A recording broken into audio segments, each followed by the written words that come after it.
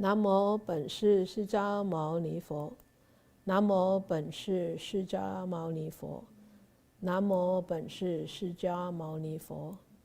We pay homage to our respected teacher, the Shakyamuni Buddha. Good. So, how is everybody doing? Good? Always good, I know. Otherwise, you won't be here. Right? Okay, let's look at page 29. 29. This is a nice picture. A nice picture with a 2/3 moon and treetops. I like this picture. It's very peaceful, very quiet, very romantic, very serene, very quiet, but yet very bare. Okay, I've said it all. Now it's your turn. I have said it all. Now it's your turn.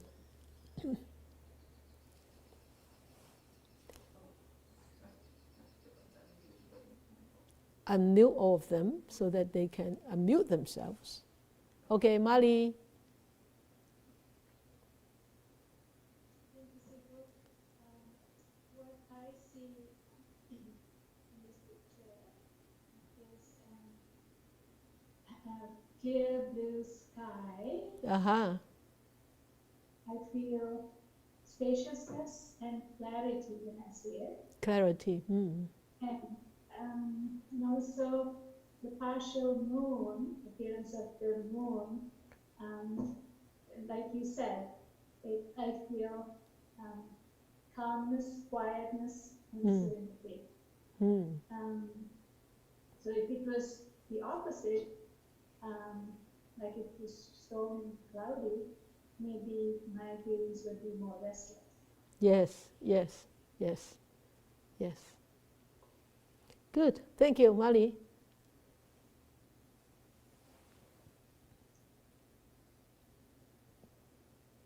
Hands up.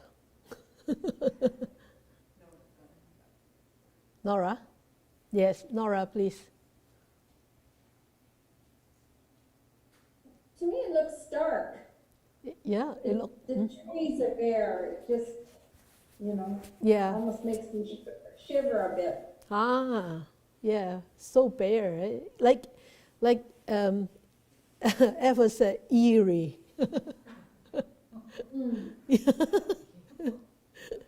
Yeah, eerie. Yeah, it could really bring on such a feeling. Sometimes, eerie. Yeah. Okay, good. But you're pretty safe, Nora. Don't worry. Oh, yeah. I just think it interesting that for you took the picture, that you would choose to crop it that way.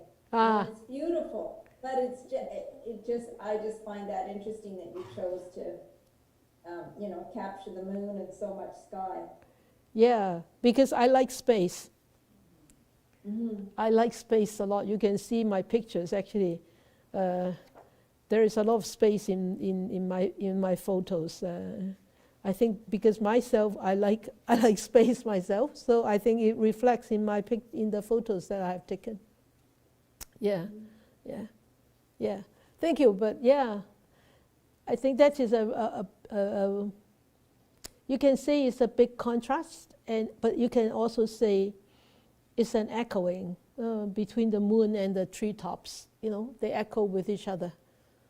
It seems that the moon are talking to the treetops, and the treetops are replying to the moon, and in between them there is a lot of space, but yet they are connected. That's how I see. That's how I see in this picture. Yeah, I think I probably was in that mood when I took that picture. That's what I saw, and I think that's why I took the picture the way I took it. But yeah. Thank you, Nora. Thank you. Okay. Bai Fun, you have something to say? Yeah. Sifu, I think I look at the trees and they walk there, and I think they are preserve their energy for the further to go through the winter, and they is another turn to another view to let us see what they always change and difference. Yes, yes. Good. Yes. Yeah, it was definitely in the winter time, these pictures. I think those treetops actually belong to our neighbors. Yeah, those are the, yeah, I think those are his trees. Just across from the house, yeah. Good. Thank you, Wai Fun. Yeah. Thank you. Isabella, please. Hello, Sifu. Yes. Everyone, good evening. Good evening. When I first see the picture, I pop up like unusual, rare, because usually when I associate the moon, it's dark, evening or like with star, but it seems it's in between dark, completely dark, and daytime. And when Yeah. you see through the trees, it seems so bright. And then if you see carefully, I can see the different kind of blue, like the light blue, dark blue, Yeah. really dark blue, and then Yeah. the darkest on top. Yeah. And then I feel like the trees are worshipping the moon. Worshipping the moon. Hey, the moon, Bodhisattva. Yeah, and then the moon maybe act like a teacher on the stage to talk something like, oh, you guys need to be nice, and then the tree say, okay, I see, I I understand. see, okay. Something like that. Like I act like I associate with the, not animal, but like the teacher and student. Yeah, Kind of, like, well, yeah. you can reach, you can touch the moon, but it's so far away. You can only see it, but you can see it anyway. Yeah. Yeah. Yeah, it's so close but so far at the same time. Yeah. Thank you very much. Yeah. Thank you. Good. You know, it's good analogy. Yeah, the Buddha is so close to us, but yet so far away. Right? Just like the Dharma is everywhere, just next to us, but yet it's so far away. It seems to be so far away. Yeah, I've never thought about that, but yeah, that is a good analogy, and that is a really, I mean, your own perception of this photo is your own personal view on this picture. It's really nothing wrong or right, really, right? You have something to say? Okay, take off your mask, otherwise it's all muffled. Yeah, I was just echoing the... Can you hear her? Okay. Thank yeah, you. Okay. Thank you. Yeah, Sifa, I was just echoing the space, because that's what I see a lot in there, and all of the things that aren't there. It kind of brings a little bit of a sense of relief. So there isn't there isn't the ground, and there isn't animals, and there isn't all of these other things that might be there. It's very clean and simple, and Yeah. yeah. Yeah. Yeah. Thank you. Wouldn't it be beautiful if our life is like that? Yeah, clean and spacious, right? Yeah. Anybody else? Irene, yes, please.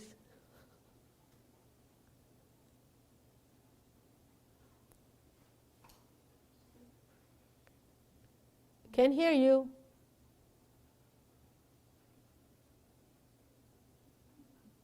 Did you mute yourself? Your mic is very low. Put it high. Okay, Catherine first then. Let Catherine Chen. Did you put up your hand, Catherine? Or Ivy? Okay, Catherine, yes.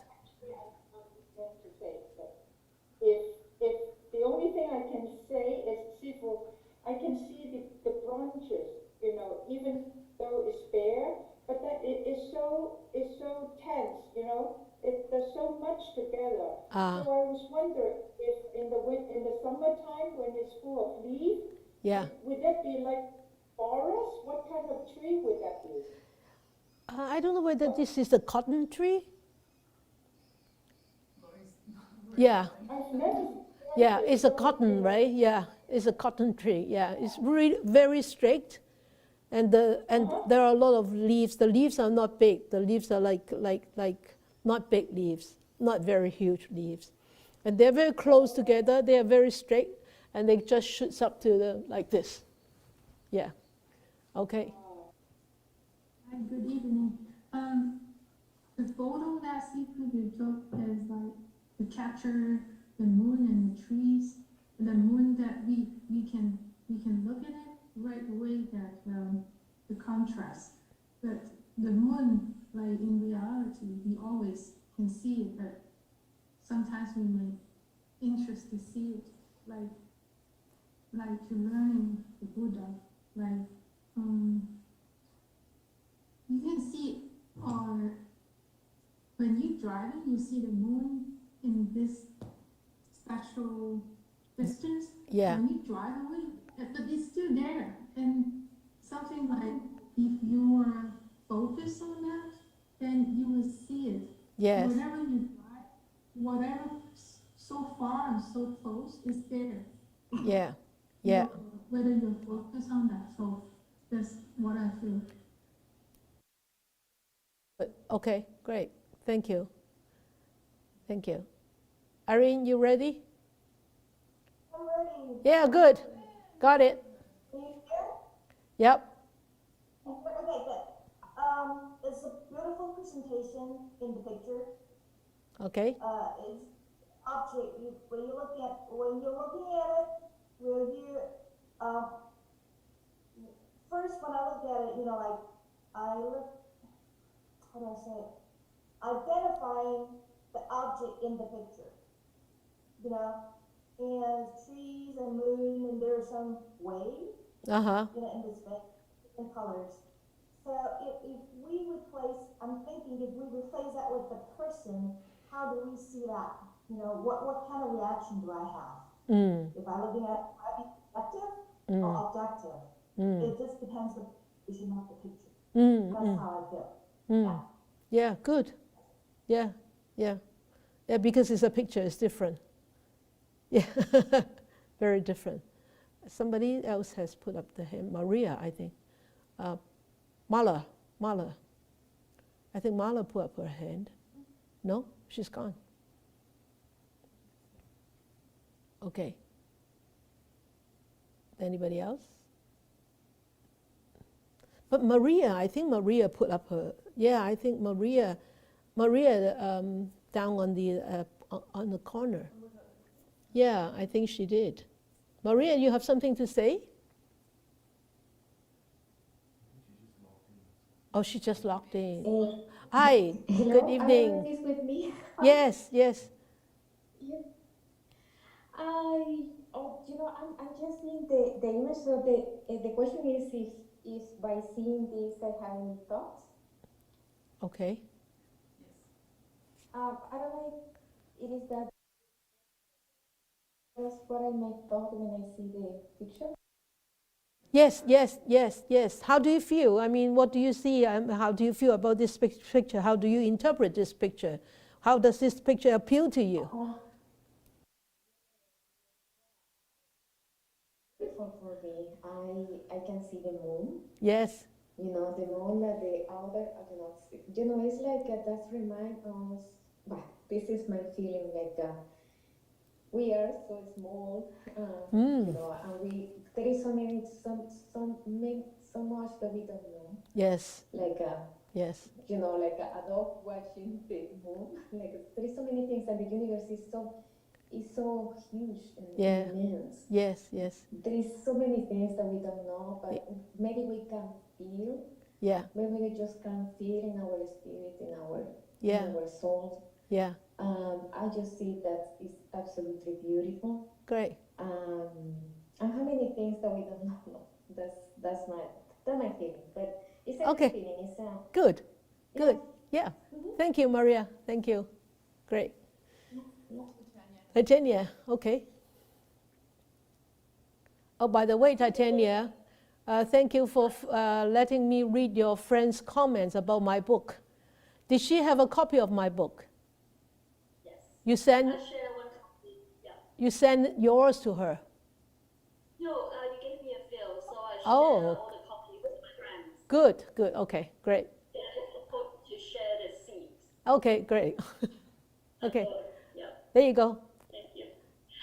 For the photo, at first I feel very calm and serene. Yeah. And then when second look, I see possibilities because of the huge space in between. Mm-hmm. And even though things may not be perfect, just like the not perfect moon, right? Yes. Just keep on going and exploring the space and the unknown. The most important thing is the unknown, because we are so afraid of the unknown and then we stop. Yeah. But I think the most important thing is keep on going. Yes. And sometimes maybe just wait, just like waiting for the full moon, right? Yeah. And it will appear one day. Yeah. And just don't stop, just keep on going. Good. And thanks for sharing the space, and I do feel the vitality, even though at first glance it's so calm and like nothing, but it's not on second look. Good.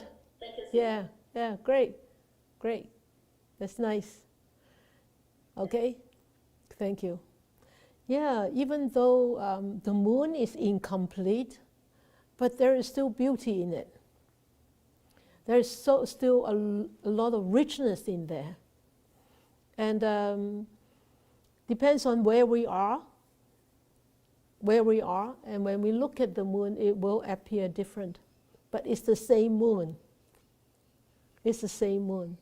And it's just like in one of the Chinese sayings that it's the same moon, but yet when it reflects in thousands of rivers, there will be 1,000 moon. But yet it's still the same moon. 咩千江咩有水千江月啊? Something like that. So yeah, so it's the same moon, but yet even an incompleted moon, it still could look so appealing and so beautiful.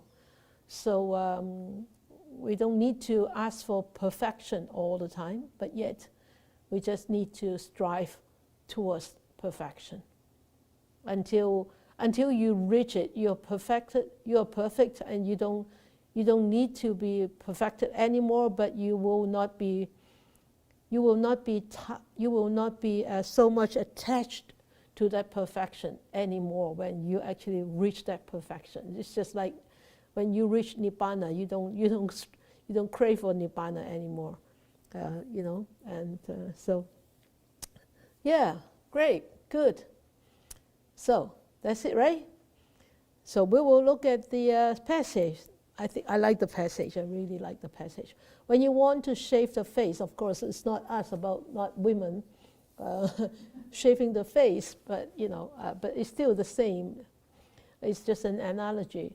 You look into the mirror, okay? Yeah. And then do you take the shaver and shave the image in the mirror? Because your face is in the mirror, right? Of course not, right? No, you take the shaver to your own face. So the practice is the same. Our practice is the same. Is when we see an unwholesome quality in others, we need to remove that quality from ourselves, not from the person across from us. That person is just our mirror image. Okay? So you have any special thoughts on this? Or you want me just to go on?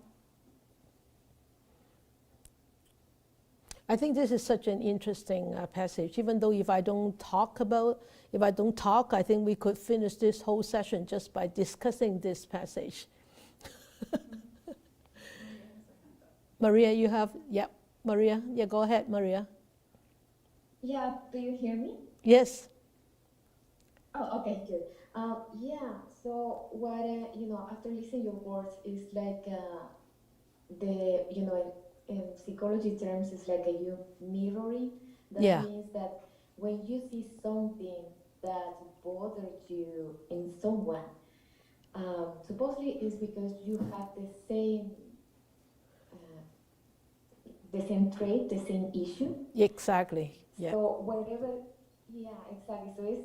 So it's exactly what the passage is saying, that whatever we see in others that really bothers us is because are in us, and the people around us is just reflecting that exactly. Exactly. So, Exactly. Yeah. yeah.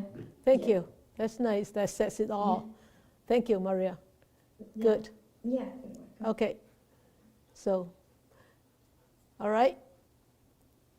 So, you want to go on? Is that, yeah, Wai Fun? Yes.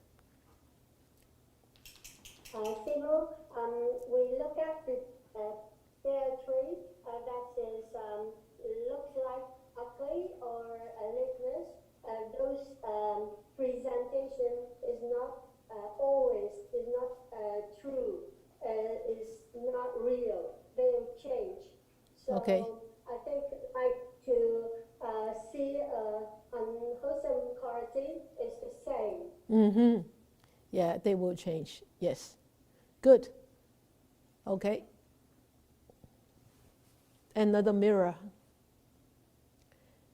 Is it a cat looking into see a lion, or the lion see the cat?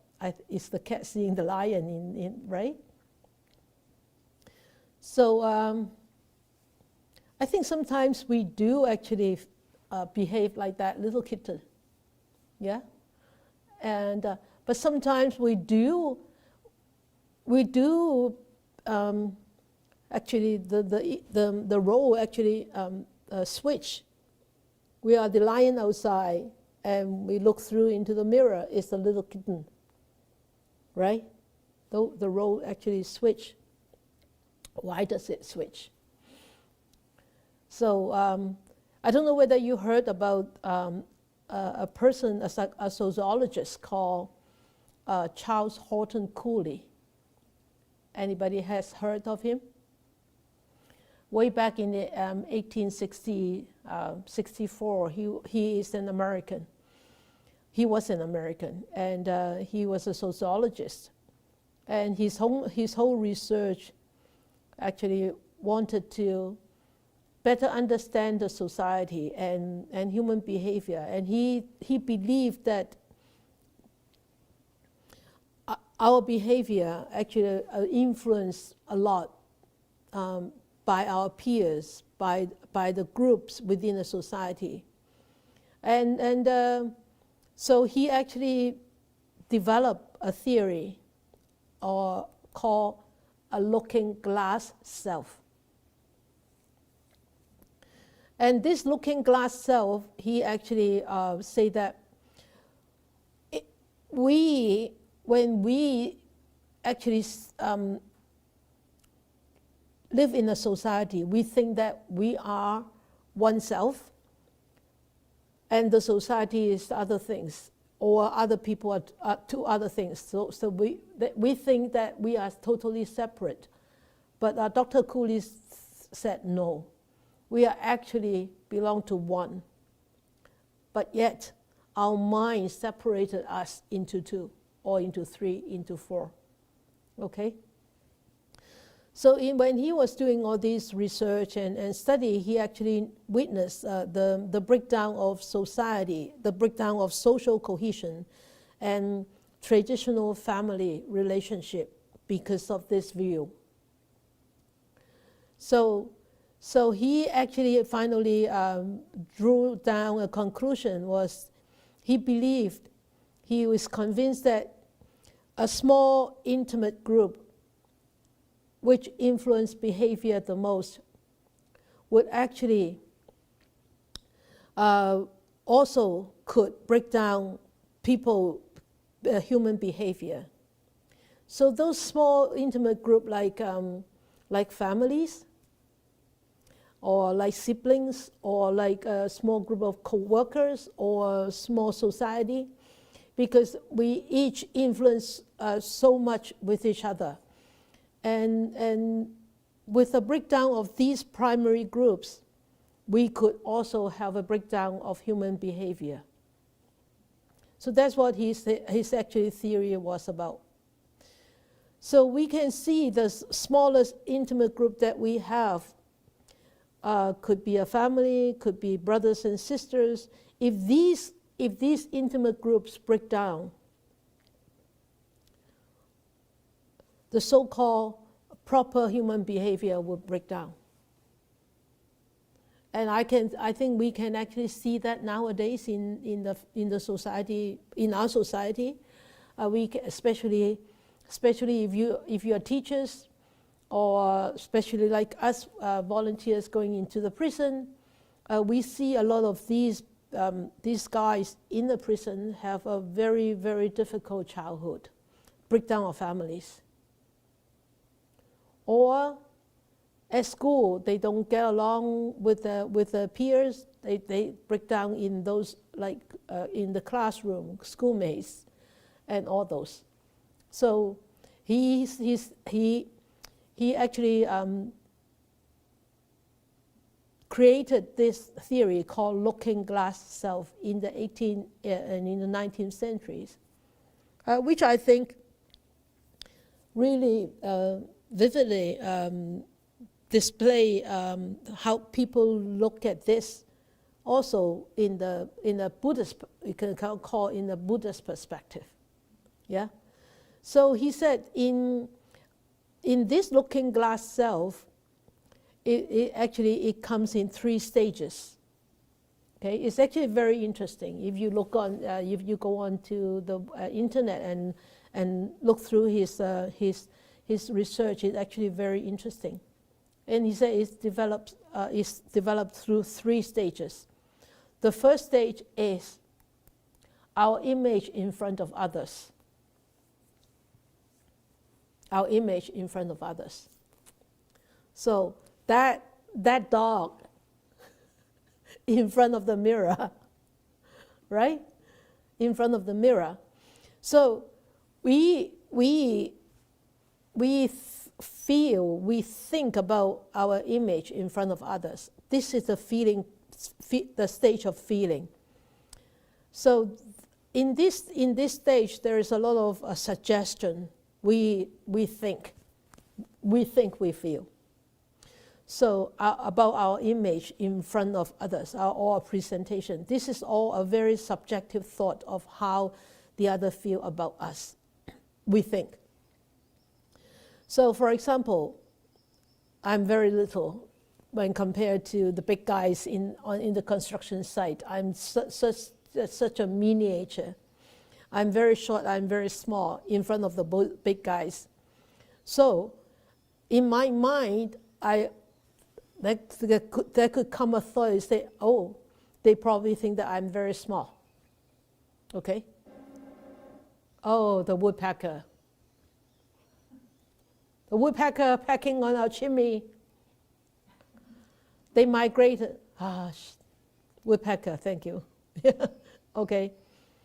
And then the second stage is others' view on my image is,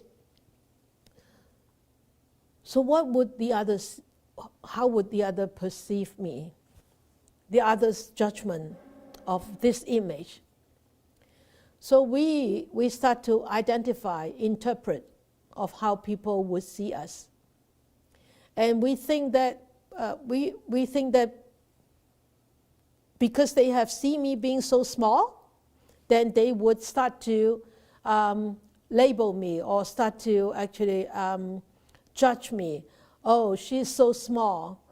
Probably she's not very useful, or she's not very smart. Then we can take advantage of her. So that's the second stage. And then the third stage is that will result in how we see ourselves. Okay, that's the third stage, is how do we feel about ourselves just because of what we see from others and think of how others perceive us. Right?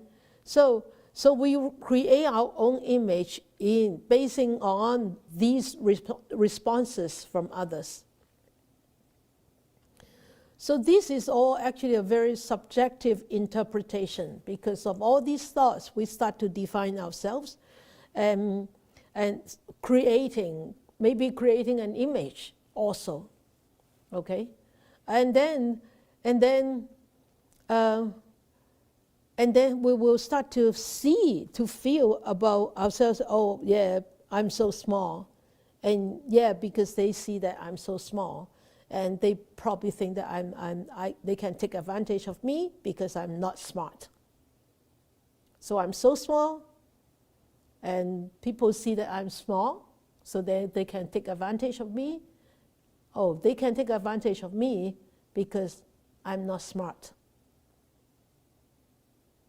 You see, this is actually all a reflective behavior, of reflections in all these responses of these feelings that ones get in a community or in a group. So that is what actually Dr. Cooley brought up about this glass theory, glass self theory. So in here, when we look at this, is it going to be healthy if we start to look at it this way? Not necessarily, eh? Not necessarily. Sometimes it could be very hurtful. Sometimes it could be very damaging. I mean, not hurtful, damaging. Because if we start to actually,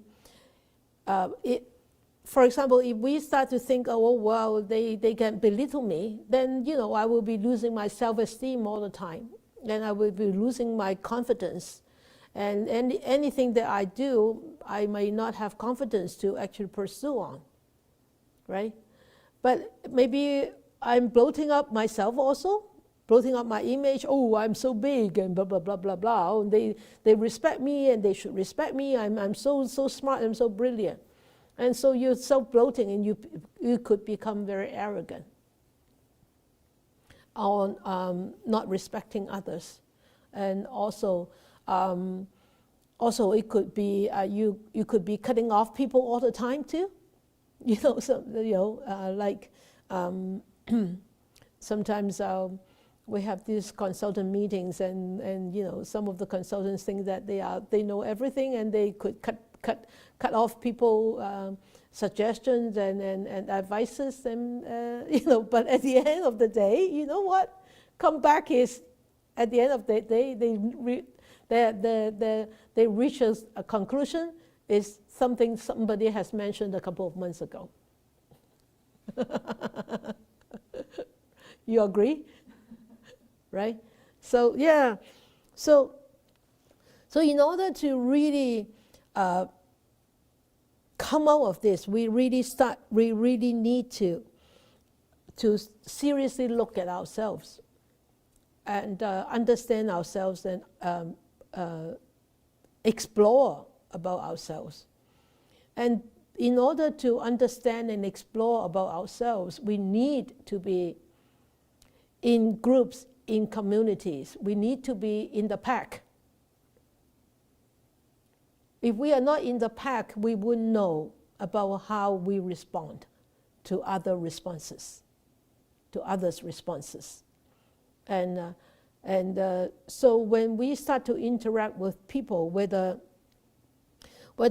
others will have a good so-called response to you or bad response to you or reaction to you, that response will really determine whether you're going to have a good feeling about yourself or a bad feeling about yourself, right? So when we start to actually in interactive relationship, we could start to see that. We could start to understand that. We could start to put ourselves in a more objective perspective. Then you will start to understand yourself a little bit more. And also you start to understand how you actually take on others' responses, how you react to others' responses, and how sometimes how you project your own ideas, your own perceptions upon others' responses, your own projection, but not the real. Sometimes it might not be really what the other person think the same, but it's your own projection. So with this interactive relationship and the attitudes with each other, it could really change the state of the relationship. Yeah, right. So we need to really have to build up a certain kind of awareness. Otherwise, we could easily lose control, because if we do not have those awareness, our mind can just fool us so easily, right? So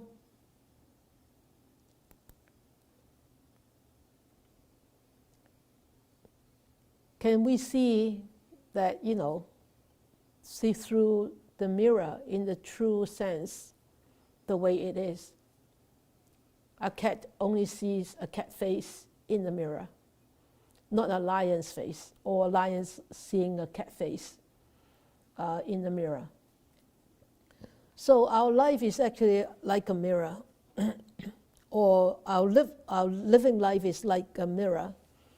If you smile at it, it smiles back to you.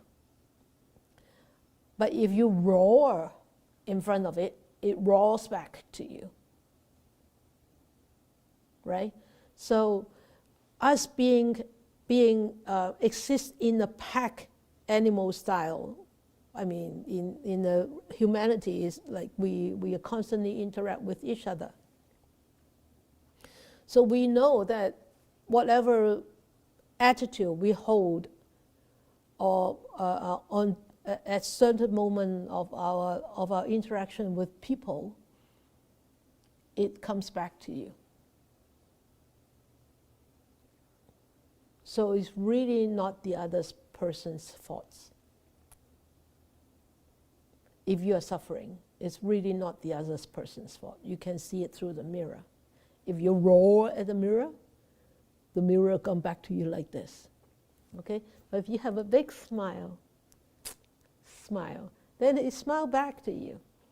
So whether you are pretty or not, the mirror reflects the truth. It doesn't reflect anything that is fake. Okay? So it really depends on how we actually treat others. If we actually see others as our mirror image, then if we see others behaving unwholesomely, and if we start behaving unwholesomely towards that unwholesome responses, then we are even worse than the other person. We allow the other person's unwholesomeness light up our own unwholesomeness. Right? If we do not have this unwholesomeness flames or matches in there, in our heart, in our mind, nobody can actually sparkle it, light it up. Nobody. But if we do have those matches in there, anybody with a match of unwholesomeness can just light up that match in you. Say, for example, if you do not have the seeds of or matches of anger, then no matter how people, get onto your nerves, You don't get angry. Can you see those people around you? Yes, of course. We mentioned that last week. Hanshan, Shide, right? The cold mountain. The cold mountain, right? So remember what he said, right? Hanshan to Shide, right? So that's exactly the same. So it really reflects, the other person actually allow us to reflect on ourselves. How should I actually respond? So our teacher was a very honest teacher. Okay, he never misguide us. He never mislead us. He always tells us the truth. And just like this mirror, it always tells us the truth and straightforward, selfless, not tainted. Okay? So the mirror I think is a very magical thing. If we could actually carry a mirror all the time and look at ourselves all the time, I think we could actually create much less sufferings for ourselves. Okay. Our teacher, the Buddha, I think you have heard many stories about him, but if you recall a story about him and the drunken elephant, this is a very famous story in the Jatakas, or in the life stories of the Buddha. It's called the Jatakas, or in Dhammapada also. I cannot remember which verse, the 200-something verse. So this drunken elephant was, being fed with a lot of alcohol by the Buddha's cousin, Devadatta. Devadatta wanted to kill the Buddha. And so when the Buddha went out for alms, he sent this drunken elephant down the road to actually, with the intention of killing the Buddha, because the elephant was drunk, right? The elephant normally would not be so wild and so what do you call invasive. Okay, but yet this drunken elephant was not a tame elephant, was not a sober elephant. So he charged down the road, the path where the Buddha was going out for alms, and the Buddha saw him coming. But yet, the Buddha actually saw the Buddha nature of this elephant. And the Buddha reacted to this Buddha nature with the Buddha nature of compassion, of wisdom. And when the elephant got so close to the Buddha, the elephant just became so calm. And when the Buddha actually gestured to him, because he's got a name, the elephant names is Nalagiri. So the Buddha called out his name, Nalagiri, and gestured to him like this.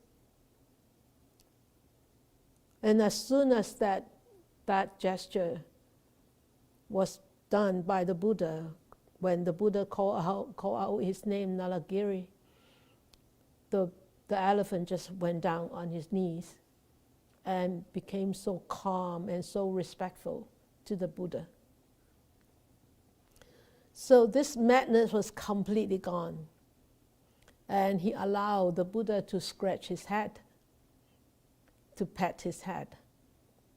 For us, if we see a drunken elephant, I think we'll be so scared. We threw our hands up the air and pull our hairs out, right? Because we would be so scared because we did not see the Buddha nature in the elephant. But yet the Buddha the Buddha showed us. We can actually deal with the person right in front of you or the animal right in front of you with a very different attitude. As I always say, we cannot change the outside world. We cannot force the outside world to change according to our wishes. But yet, we could change our attitude on how to deal with that outside world. Right? So this, I think this is a vivid example of depicting, telling us how we should actually see what is in front of us and change our attitude. And of course, when changing our attitude, we need a lot of stuff. The first thing is self-awareness. So self-awareness is just like a mirror. You're actually looking at yourself from a different angle, a mirror, and you look at yourself. And so when you look at this, and you can actually check on yourself is, wow, how do I feel now? Or how do this person feel now? Is this person very tense? Is this person very scared? Is he very agitated? Is he very irritated? Or is he very sad? Is he very angry? Or what is it? And then you start to dissect and understand that emotions. And when you start to actually look at that from this, you take a step back and you just look at that emotion. You don't actually identify that emotion will start to fade away. And when you take a step back, you're just like looking at the mirror, looking at that emotion like a mirror. Okay? So this is actually the first thing we should do when we start to act up with whatever, with yourself, about yourself, or with the outside world, or about the outside world. You should be aware enough to be aware. To remember that you need to be aware, okay? Then you take a deep breath, and when you take a deep breath, that means you actually take a step back. When you're able to take a step back, that gives you more space to look at yourself, to look at that reaction, to look at that person, to look at that emotion, to look at whatever, but give you more space to look at it. Okay? So this drawing back, this taking a step back, we always forget. Instead of taking a step back, what do? We take a step forward. We press on more, right? So we decrease that distance, that space. Wouldn't that actually create more difficulties? More pressure, more stress, right? So be smart. Take a step back. Give yourself more space. I remember when I taught meditation at school, I think it was one of your students, Laurie. Was it one of her students or Clara's students? Yeah. No, Clara's. Karen. The other teacher, Claire? Across from your class, yeah. Yeah. I think he was in grade 5, and he was on the first row. And I had that Hoberman sphere out. The Hoberman sphere I used to teach. And I said, okay, when I open up that sphere, you know that sphere represents anger, okay? the more I open it, the more angry I am. That sphere can be collapsed just like this. Next week I'll show you the Hoberman sphere. And then it can collapse like this, and then it opens up, it opens up, it opens up like this. Okay? Do we have a Hoberman sphere here? No, but I'm trying to. I thought we have one in the. I keep it in the workshop. Oh, I see. But anyway, then I open it up, and I was really pressing onto that little guy. I said, this is anger. Anger is coming. Anger is coming. You know what he did? That's why I said children, their mind is so straightforward. It's not fake. He just pushed his chair back, push his chair back as far as he can, get away from the ball.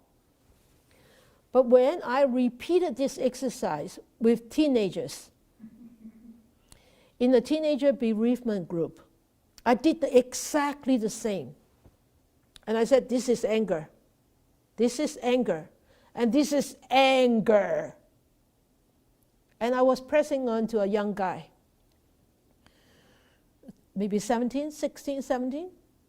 And he just sit there and press back. You see?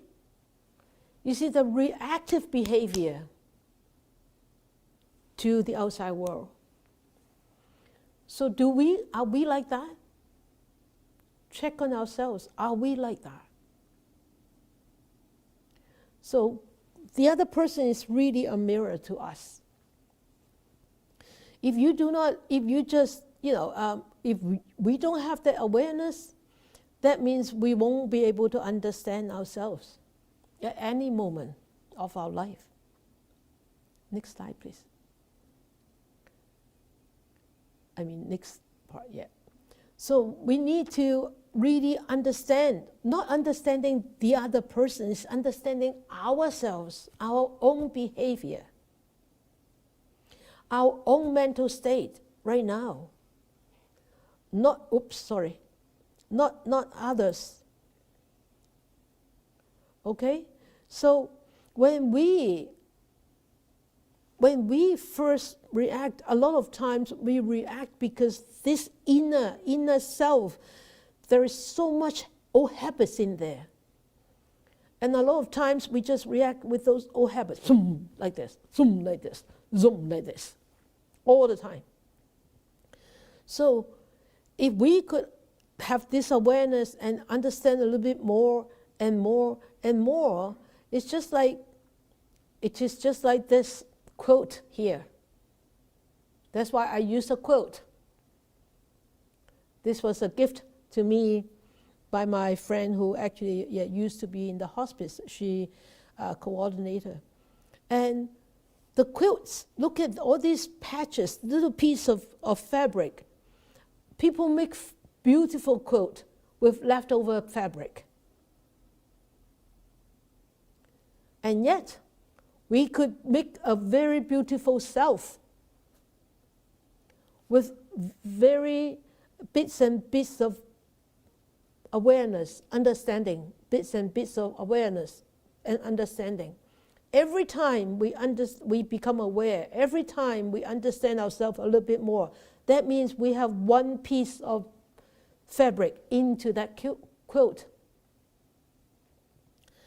And this we will make a beautiful, beautiful quilt.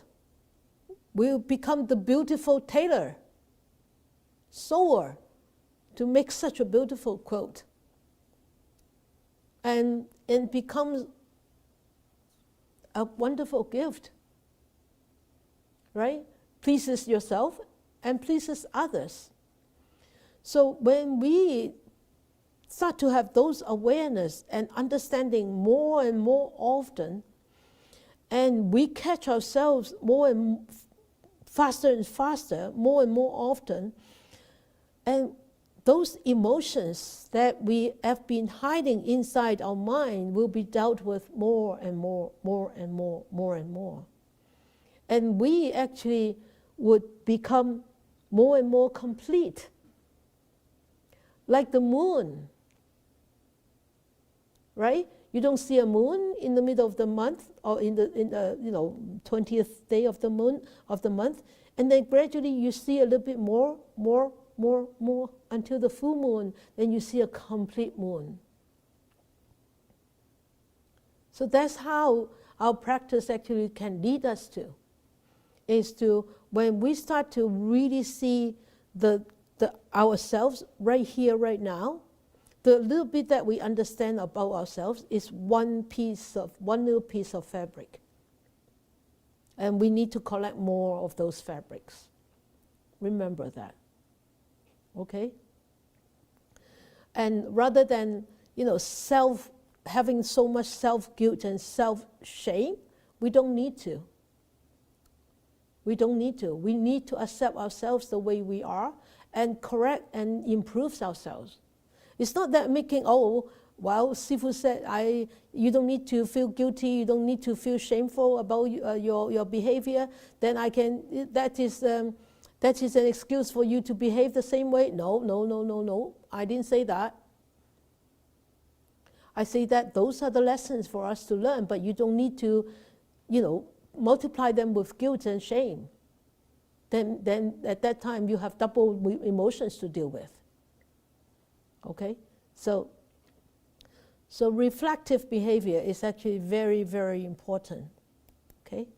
So this self-awareness would lead us to what?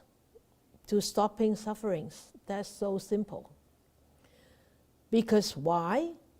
When we become aware, as I said, when you remember to take one deep breath and take a step backward, you stop at that moment, just 1 second. That 1 second, you actually stop creating sufferings for yourself, at least for 1 second, at least for the duration of one deep breath.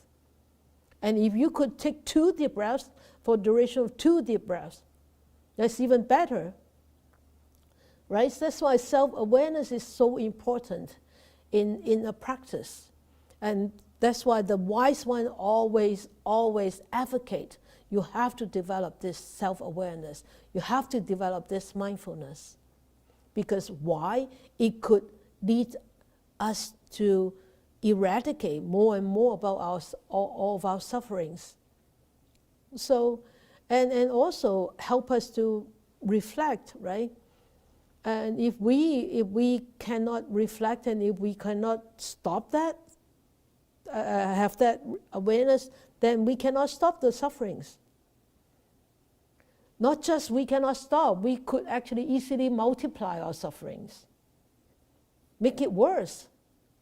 If we don't address our issues, if we don't look at the issues straight into the mirror like that dog is actually very brave to look at himself, but he is scared too.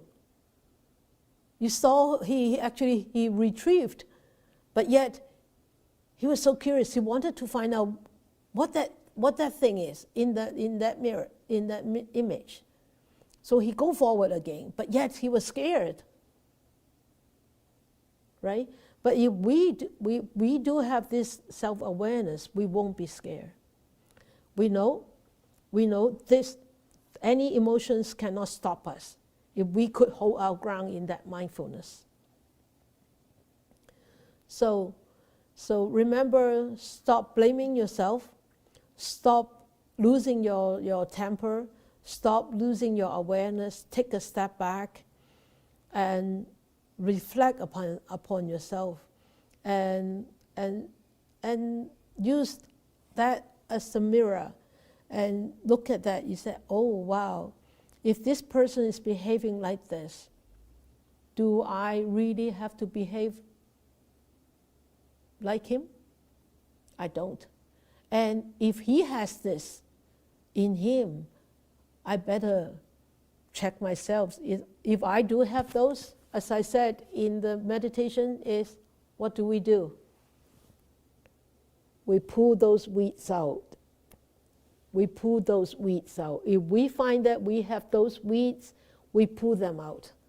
But make sure You're not pulling out the grass. You're not pulling out the flowers. You're not pulling out the trees.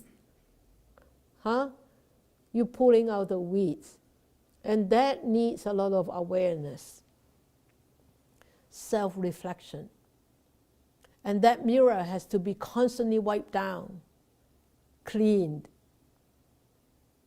okay? And not tainted. So, yes? I found a picture if you want the Hoberman sphere. Hoberman sphere? Oh, okay. So,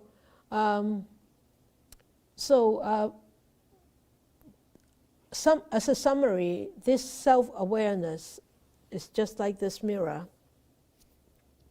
It's really a very crucial point, a very crucial quality that we need to have for self-growth and self-improvement.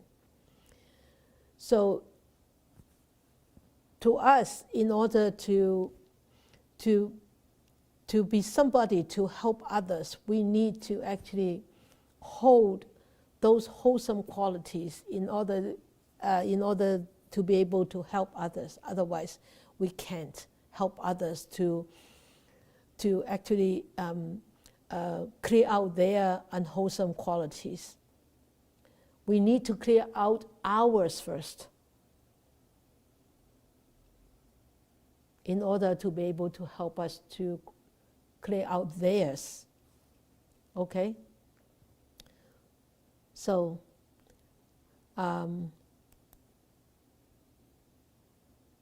so we need to stop right now, right here, to multiply all our sufferings. If we look at anything, everything, anybody, everybody in front of us like a mirror,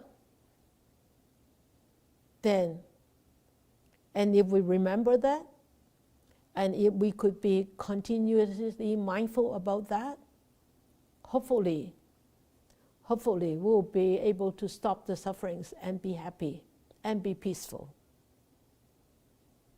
Like our dear friend here. Right? Can you show the Hoberman sphere?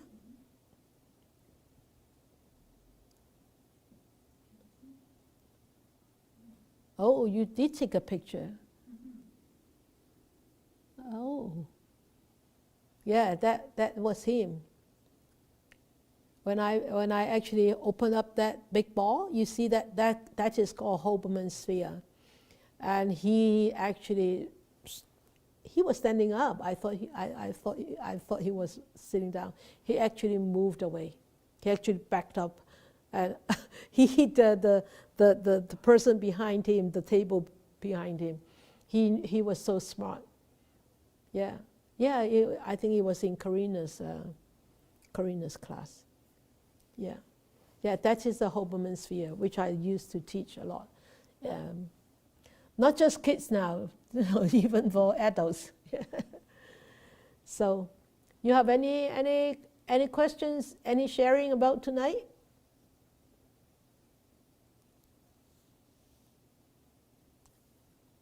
Quiet. No? Laurie? Yeah, Laurie want to say something. Thank you, Sister. I like what struck me was the part about small group and how we need that small group to help us and reflect our own behavior. Yes. And I see that more and more, and I value my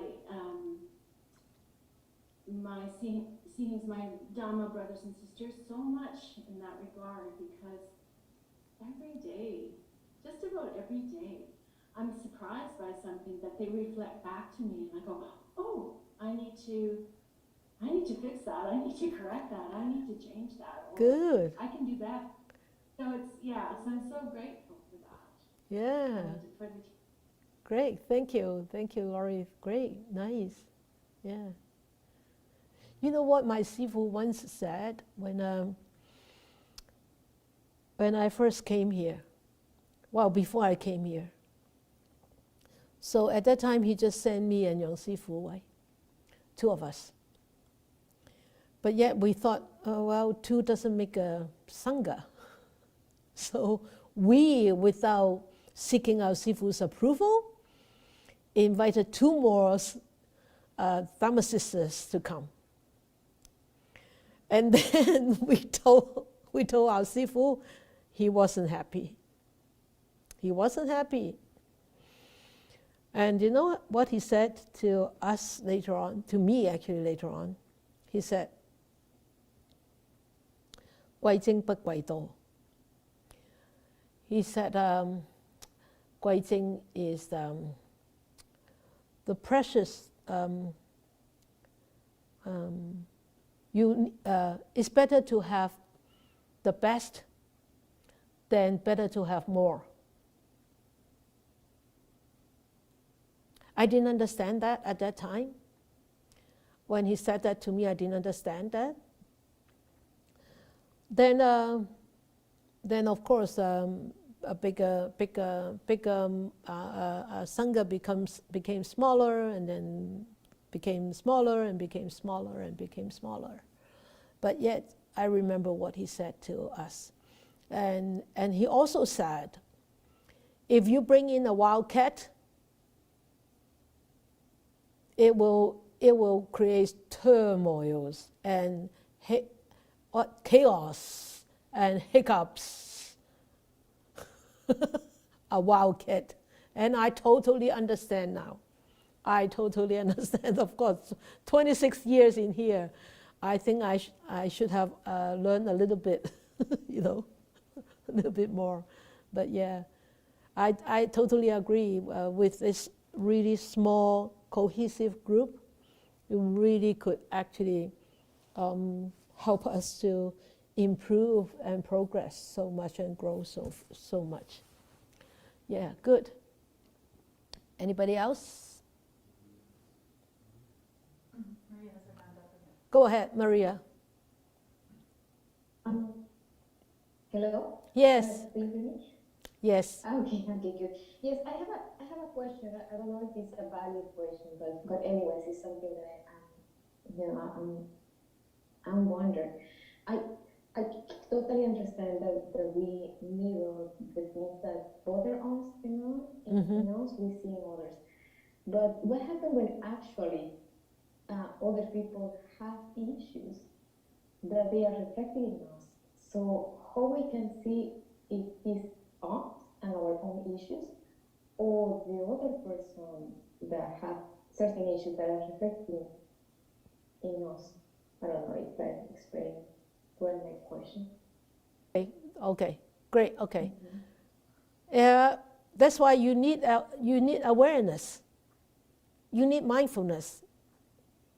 If you're aware, then you know that is not your stuff. That is his garbage.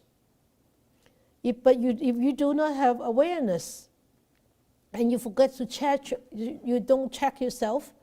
Awareness is checking yourself,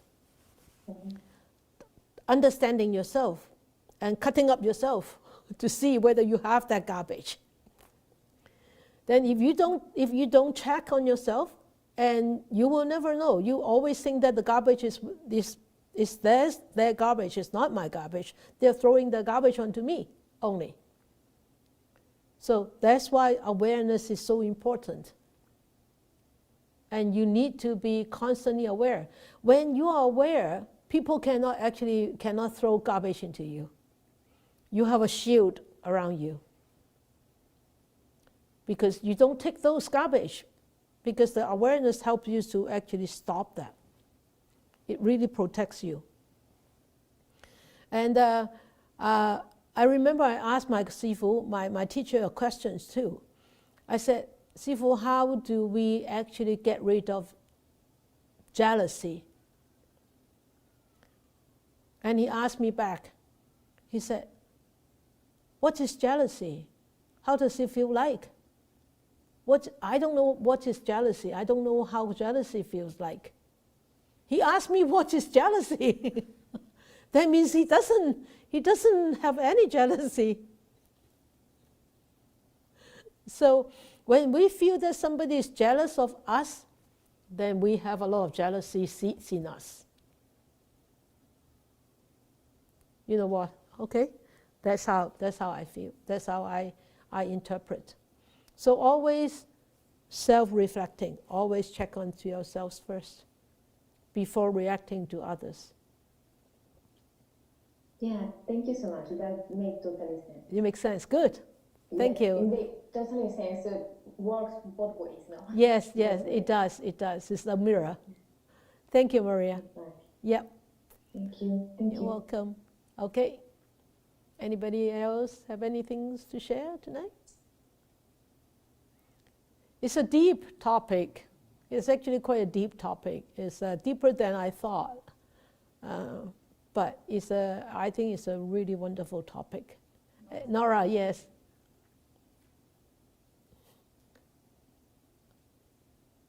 So something else that I've heard, I mean, the way you explained it is clear to me just because I've heard your teachings and stuff like that. But first, maybe as somebody else, to think of it as being curious.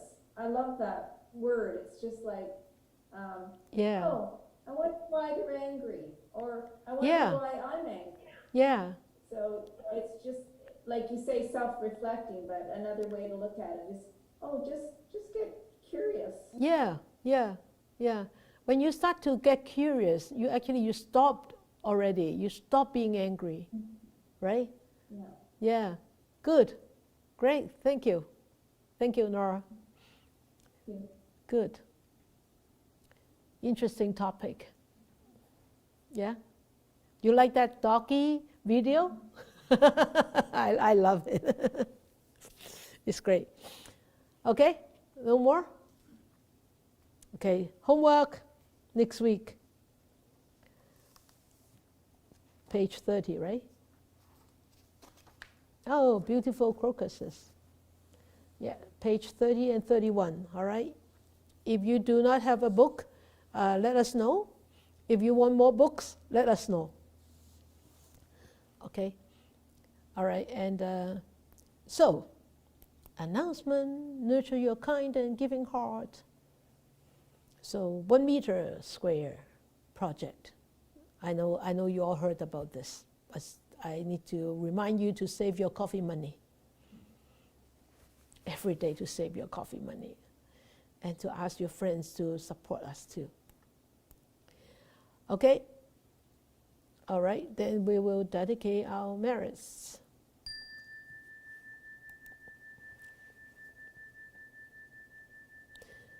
May these blessings extend to all, that we with all the other living beings together will attain the Buddha way. May we wish more and more people will encounter the wise words of the Buddha, to study them, to understand them, and to practice them, and to help them to liberate from their own sufferings, entanglements, difficulties, and be ultimately truly free and happy and peaceful. May you all have a good week.